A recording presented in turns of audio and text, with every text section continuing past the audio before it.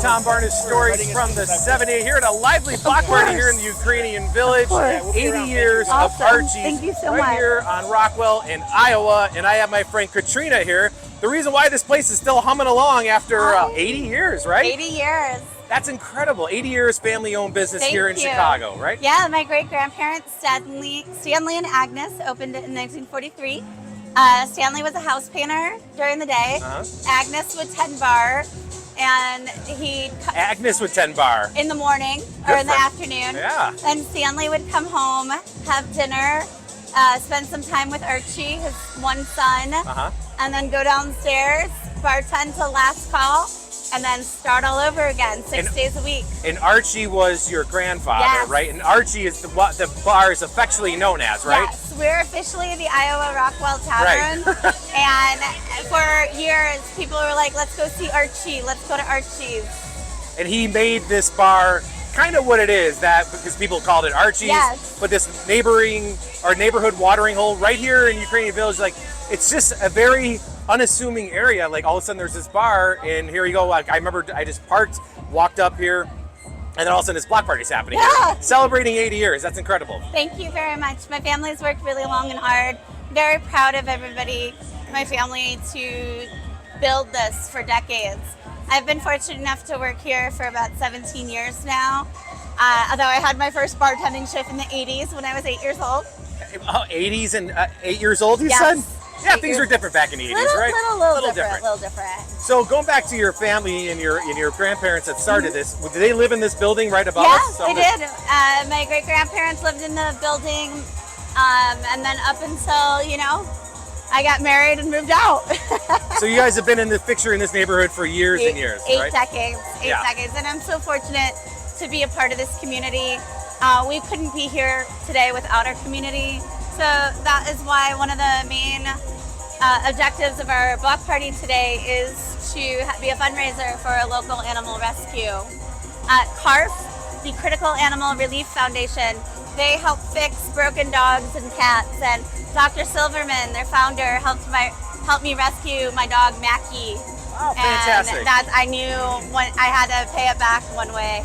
I know, and I love that you have this block party right here in your little corner of the world right here on Rockwell in Iowa. A lot of fun. People are out, and you're like, there's beer that it's donated, which it's very Chicago block party is what I mean. You got some free stuff, you got some stuff you can raffle. I mean, we have the neighborhood elote man, Juan. Yeah, look at that right there. Juan has been a fixture of this neighborhood for over 30 years. Oh, that's And he is, I remember meeting him for the first time when I was 10 years old. Really? And I love he's been hanging out here that long. Yeah. So talk about the sign, if you will, because I know that's a thing that is something that was in the news recently. But that sign's been hanging up since, what, the 50s, right? Yeah, the sign was installed in the 1950s. 1956, I believe. Prior to that, let's walk and look at it. Yeah, I can do Prior to that, it was a Gold Crown beer sign. And in 1956, the permitting was a little bit different than the permitting today. And we had a hard time sorting that paperwork out with the city.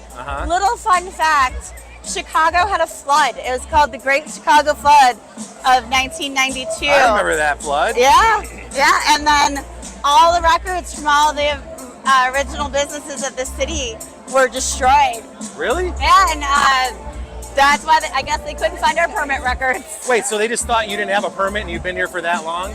But the process was different. I think in 1956, maybe it was a one-time fee. Right, it was probably a piece fee. of paper. Yeah. They don't keep records of their records. For folks who have been coming to this bar for a long time, has it changed much on the inside, or is it pretty much the same? I like to think that we've remained same, true to our spirit.